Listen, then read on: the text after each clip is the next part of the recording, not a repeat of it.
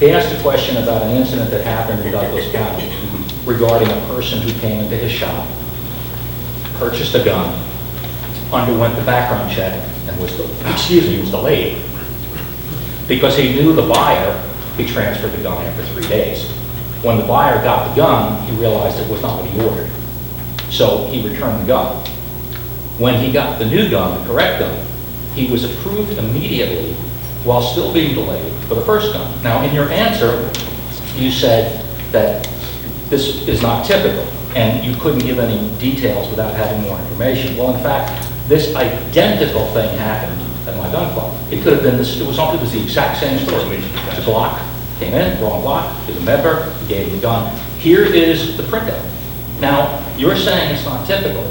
We know of two. How is it possible that a person is still being delayed while being approved for a gun that he bought later? Gotcha. And that's completely our staff making an error. I mean, it has to be. So what?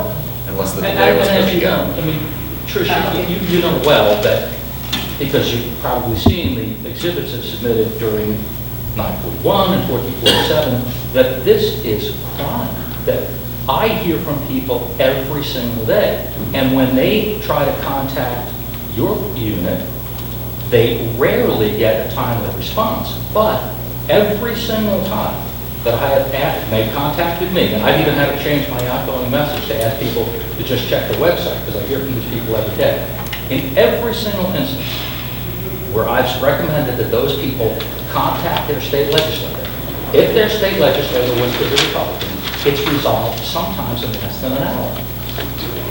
Why are people who do not have sympathetic representatives being treated differently than people in Carl Wilson's district, or Kim Thatcher's district, or Bill Post's district?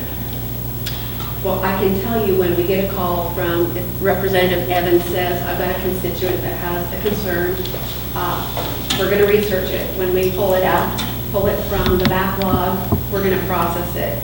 We do that with all of them. Now, most of them we can resolve pretty quickly. We have to make some additional phone calls, but some of them we can't. I mean, they still have to continue to be delayed. It just depends on what the instance is that we're looking at and if we have those records back. So what does a dealer do when they have this kind of situation? This is clearly an error. I mean, in our case, we have a club. We know our members. You know, we know who we can give guns to. All right? Because we only sell to our members. But we face this kind of situation. This person in Douglas County has faced this kind of situation. But in every case that I hear of, they tell me that communication with your office it's virtually impossible to get a response.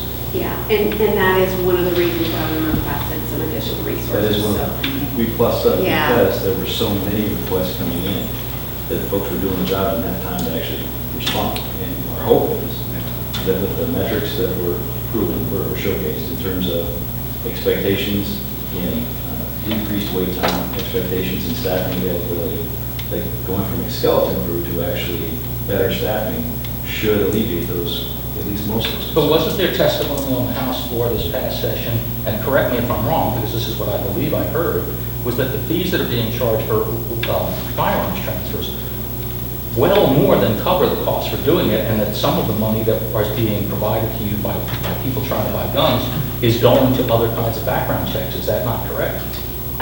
The fee coming in doesn't necessarily cover the cost of doing the business. And if, yes, some of the fee for all of the programs that we have for background checks, we do several different types.